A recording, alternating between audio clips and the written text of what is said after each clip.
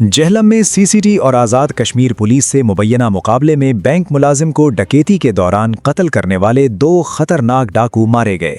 जेहलम के इलाके विचला बेला के मकाम पर सीसीटी और आज़ाद कश्मीर पुलिस का खतरनाक डाकुओं के दरमियान मुबैना मुकाबला हुआ, जिसके नतीजे में 2 इश्तिहारी मुल्जिमान अपने ही साथियों की फायरिंग से हलाक हो गए, जबकि दीगर मुल्जिमान अंधेरे का फ़ायदा उठाते हुए फरार होने में कामयाब हो गए।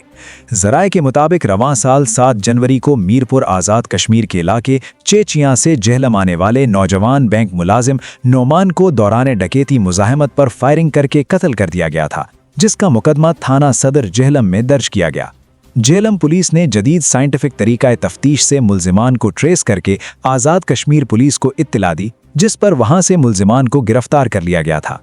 इत्तलात के मुताबिक आज़ाद कश्मीर पुलिस और सीसीडी जेहलम की टीम गिरफ्तार मुल्जिमान को असलहा बरामदगी के लिए ले जा रही थी कि विचला बेला के मकाम पर मुल्जिमान के साथियों ने पुलिस पार्टी पर अचानक फायरिंग शुरू कर दी।